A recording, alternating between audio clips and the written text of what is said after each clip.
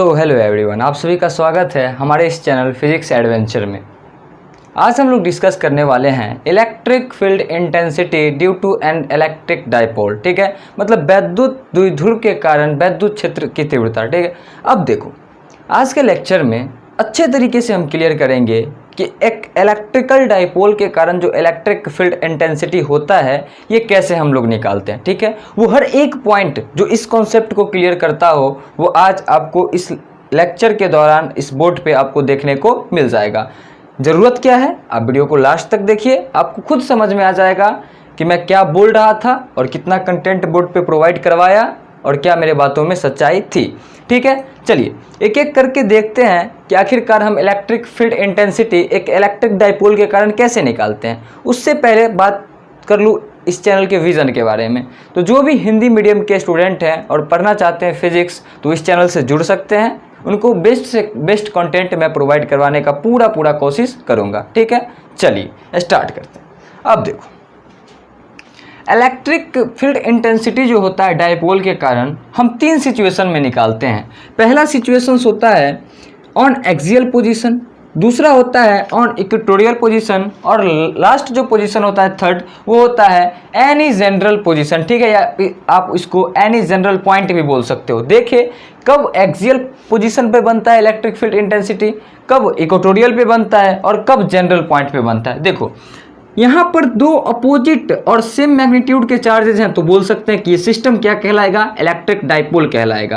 Point A पर minus का Q charge रखा हुआ है और पॉइंट बी पर प्लस का क्यू चार्ज रखा हुआ है और ये इसका सेंटर है। मैं एक बात बता दूं, जो भी डेरिवेशन होगा उसमें मैं जो डिस्टेंस है उसको मेजर करूंगा कहाँ से, उसको मेजर करूंगा ओरिजिन से। ठीक है, जैसे मान लो हमको एक्सियल पोजीशन पे निकालना है इलेक्ट्रिक डाइपोल, मतलब इसके एक्सिस पर, इसके अक्ष पर ही हमको क्या निकालना है, इलेक्ट्रिक फील्ड इंटेंसिटी का वैल्यू निकालना है। जैसे मान लो इसके सेंटर से, इसके केंद्र से x दूरी पर एक बिंदु है जिसको मैंने बोल दिया P, तो मुझे यहाँ बताना है इलेक्ट्रिक फील्ड इंटेंसिटी का वैल्यू क्या होगा। यही कहलाएगा इसका एक्सियल पोजीशन, मतलब इसके अक्ष पर जो एक कोई बिंदु है वहाँ हम इलेक्ट्रिक फील्ड इंटेंसिटी का वैल्यू निकालेंगे तो वो कहलाएगा एक्सियल पोजीशन। और इसका डिस्टेंस कहाँ से मेजर करेंगे, यहाँ से, इसके सेंटर से x डिस्टेंस दूर हम किसी पॉइंट P पर क्या निकालना चाह रहे हैं, इलेक्ट्रिक फील्ड इंटेंसिटी निकालना चाह रहे हैं। किसके कारण, एक डाइपोल के कारण। समझे इक्वेटोरियल पॉइंट को, इसको निरक्षीय बिंदु भी कहते हैं। ठीक है, और इसको अक्षीय बिंदु कहते हैं हिंदी में। जब मैं आपको करवाऊंगा डेरिवेशन वहां पे बता दूंगा कि इसको हिंदी में क्या कहते हैं। ठीक है, चलिए कहीं से कोई दिक्कत परेशानी नहीं होने वाली। जस्ट इन दोनों डाइपोल के ऊपर एक परपेंडिकुलर बाइसेक्टर बना दिया जाए। परपेंडिकुलर बाइसेक्टर का मतलब क्या, इसके सेंटर पर 90 डिग्री के कोण बनाते हुए एक लाइन को ड्रॉ कर दिया जाए और इस लाइन पे कहीं पॉइंट P है और यहाँ निकालना है हमको इलेक्ट्रिक फील्ड इंटेंसिटी का वैल्यू, तो ये कहलाएगा इसका इक्वेटोरियल पॉइंट। हिंदी में इसको निरक्षीय बिंदु कहते हैं। ये जो कोण होगा ये 90 डिग्री का होगा।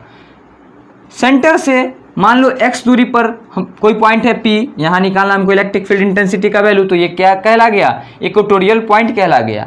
अब देखिए थर्ड सिचुएशन क्या होता है, कोई जनरल पॉइंट पर, ठीक पॉइंट पर, ठीक है, आर थीटा, इसको ऐसे डिनोट भी किया जाता है। आर थीटा के लिए हम क्या निकालते हैं, इलेक्ट्रिक फील्ड इंटेंसिटी का वैल्यू निकालते हैं। ये केंद्र है, इससे मान लो कोई पॉइंट, कोई जनरल कहीं पे भी होगा पॉइंट, कोई जनरल पॉइंट है, यहाँ मान लो पॉइंट P है और यहाँ निकालना है हमको इलेक्ट्रिक फील्ड इंटेंसिटी का वैल्यू, तो ये कहलाएगा एट एनी जनरल पॉइंट, मतलब किसी भी बिंदु पर क्या निकालना चाह रहे हैं हम, विद्युत क्षेत्र का परिमाण निकालना चाह रहे हैं, विद्युत क्षेत्र की तीव्रता का परिमाण निकालना चाह रहे हैं। किसके कारण, एक डाइपोल के कारण। ठीक है, तो ये डिस्टेंस सेंटर से r डिस्टेंस पे दूर है। ठीक है, या फिर आप x डिस्टेंस पे दूर बोलोगे तो यहाँ पर आप x और थीटा कर लोगे और थीटा जो होगा ये डाइपोल और इस लाइन के बीच का एंगल होगा। ठीक है, चलिए अब समझते हैं एक एक्सिस पर, एक इलेक्ट्रिक डाइपोल के कारण उसके एक्सिस पर हम इलेक्ट्रिक फील्ड कैसे फाइंड कर सकते हैं। ठीक है, चलिए आप पहले इसको नोट कर ले, मैं साइड हो जा रहा हूं फिर मैं वो समझा रहा हूं। चलिए अब हम लोग निकालते हैं एक इलेक्ट्रिकल डाइपोल के कारण उसके एक्सिस पर कितना इलेक्ट्रिक फील्ड इंटेंसिटी बनता है। ठीक है, तो मैं सबसे पहले एक इलेक्ट्रिकल डाइपोल बना लेता हूं।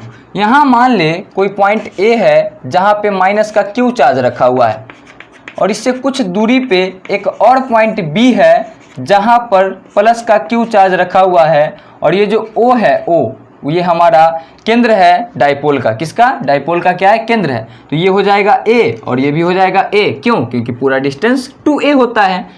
इससे अब इस सिस्टम को हम क्या बोल सकते हैं, इलेक्ट्रिकल डायपोल। अब इससे इसके एक्सिस पर, मतलब इसके अक्ष पर हम क्या निकालना चाह रहे हैं, विद्युत क्षेत्र की तीव्रता।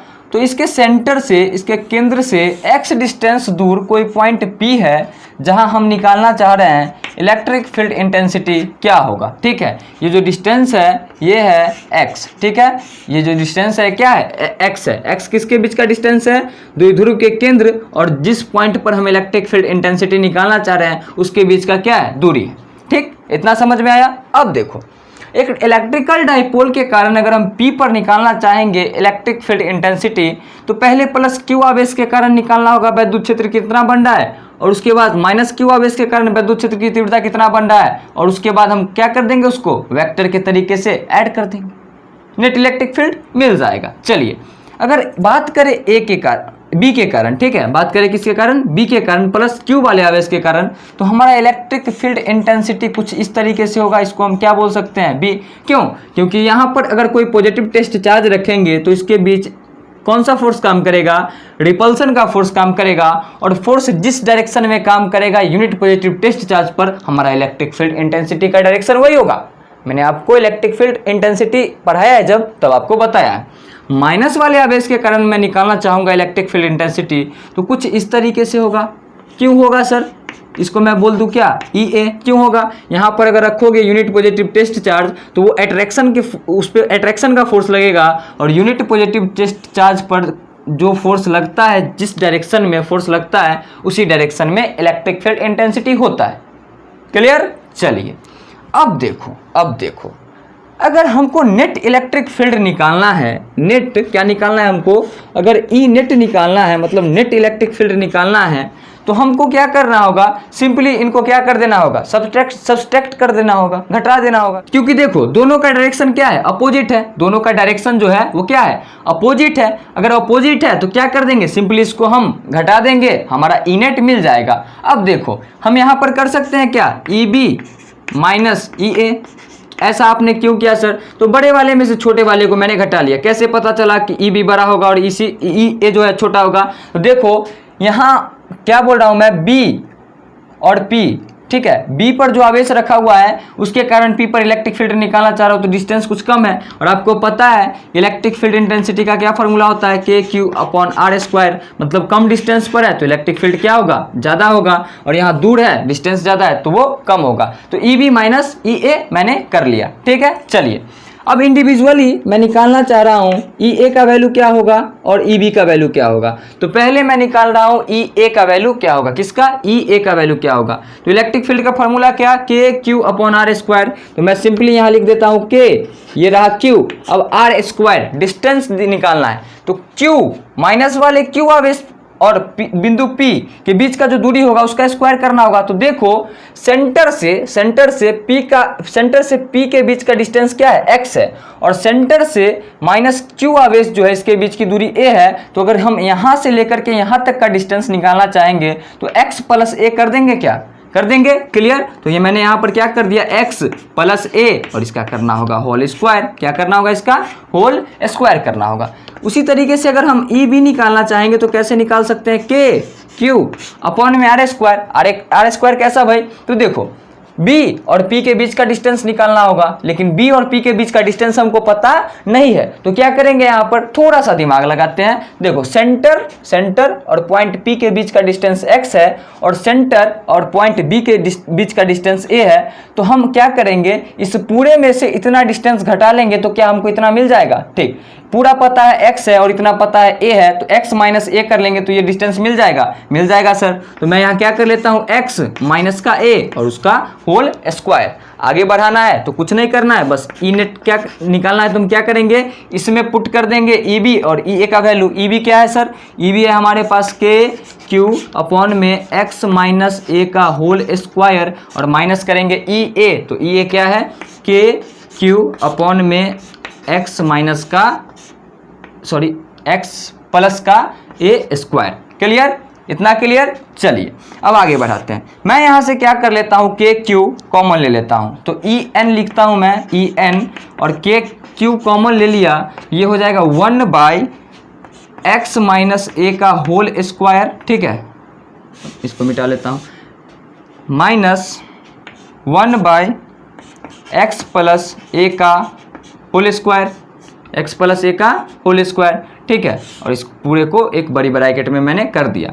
आगे बढ़ाऊंगा तो क्या लिखूंगा, के क्यू, ठीक है, और यहाँ पर एलसीएम हो जाएगा x माइनस ए का whole square into x plus a का होल स्क्वायर। समझ में आ रहा है, बिल्कुल समझ में आ रहा होगा, ठीक है, ये सब कैलकुलेशन है, बस आपको यही समझना था। यहीं पे फिजिक्स खत्म, यहीं पे फिजिक्स खत्म हो गया, यहीं पे अब वैल्यू निकालो, पुट करके कैलकुलेट कर लो क्या आएगा, वो तो मैथमेटिक्स है। चलिए यहाँ पर क्या बच जाएगा, ये गया, ये हो जाएगा x प्लस ए का होल स्क्वायर और माइनस ये, और ये से ये गया तो ये हो जाएगा x माइनस ए का होल स्क्वायर। क्लियर। चलिए आगे अगर बढ़ाएंगे तो क्या लिख सकते हैं, के क्यू।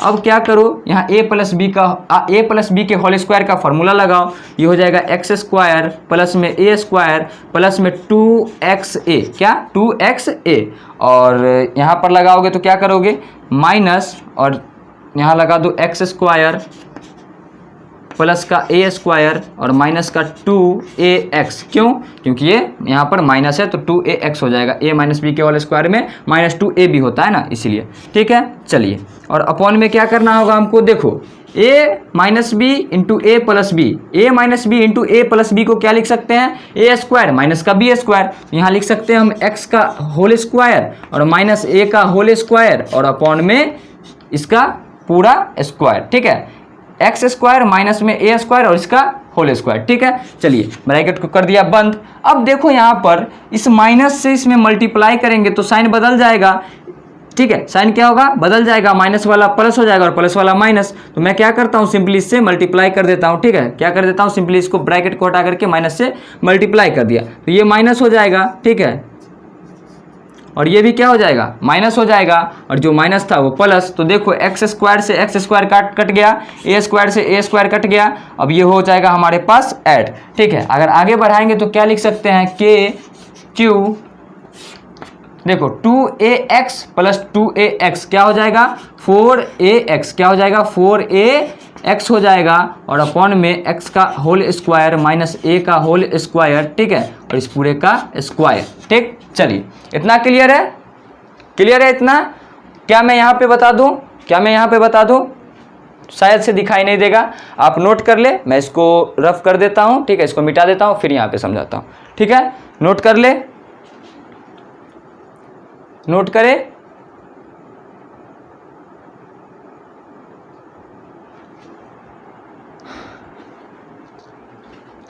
यहाँ पे हो जाएगा, ठीक है, जगह बचा हुआ है। अगर यहाँ से आगे बढ़ाओगे तो ई एन क्या लिख सकते हो, ई एन क्या लिख सकते हो, सो देखो के क्यू, ठीक है, इनटू में क्या है 4ax, इसको छोड़ो, इसको छोड़ो, पहले एक बात बताओ, इनके बीच का जो डिस्टेंस होता है, डाइपोल के बीच का जो डिस्टेंस होता है वो बहुत ही छोटा होता है, बहुत ही छोटा होता है, मतलब x जो है ये बहुत ही ज़्यादा बड़ा होगा किससे, a से, ये बात तो सही है, x जो है ये a से बहुत ज़्यादा बड़ा होगा, मतलब a जो होगा वो 0 तो नहीं होगा लेकिन लगभग क्या होगा, 0 के बराबर, मतलब a टेंस टू 0 हम लिख सकते हैं। क्यों लिख सकते हैं सर, तो ये डाइपोल के बीच का दूरी है और डाइपोल के बीच का दूरी बहुत ही छोटा होता है, यहाँ समझाना था इसलिए मैंने इतना बड़ा बनाया, बहुत छोटा होता है, बहुत ही छोटा होता है, मतलब a जो होता है बहुत छोटा होता है, मतलब 0 के जैसा होता है लेकिन 0 नहीं होता, a टेंस टू 0 बोल सकते हैं। और इसके कंपैरिजन में x जो है वो बहुत बड़ा है,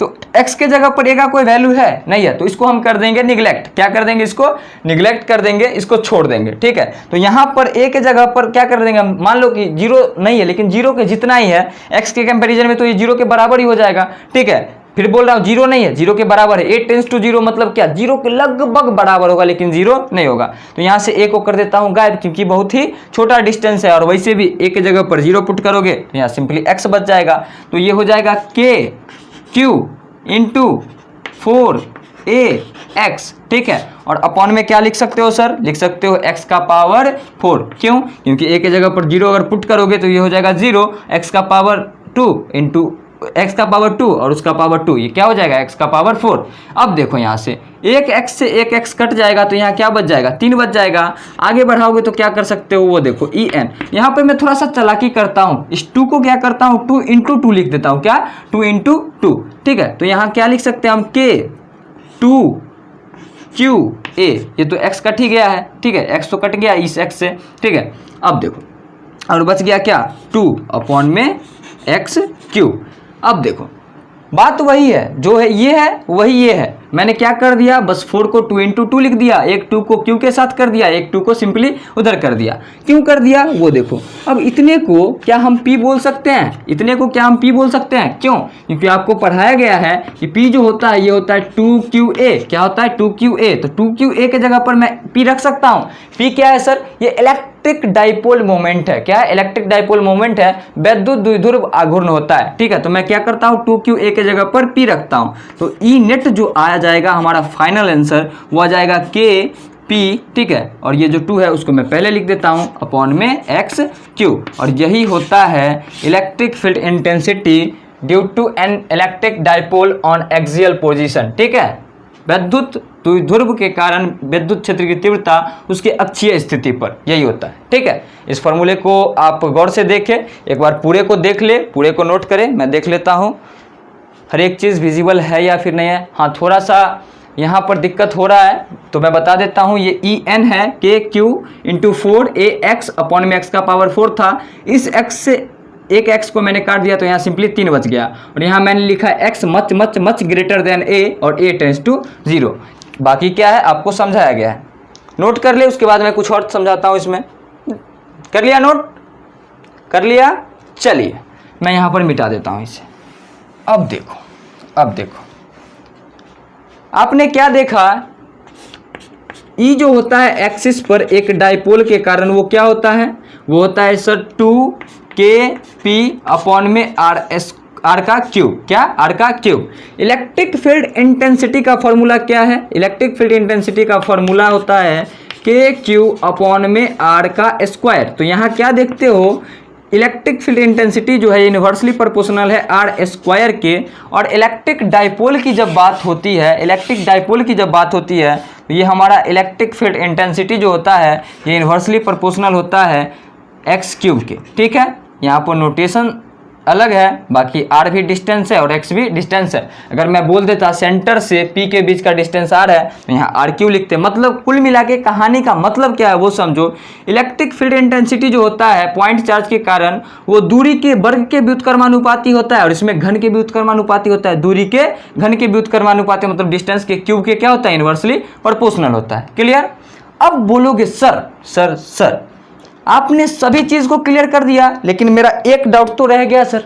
वो डाउट क्या है, नेट इलेक्ट्रिक फील्ड का डायरेक्शन किधर होगा। तो मैं आपको बता दूं, इलेक्ट्रिक डाइपोल मोमेंट का डायरेक्शन जिधर होगा नेट इलेक्ट्रिक फील्ड का डायरेक्शन उधर ही होगा।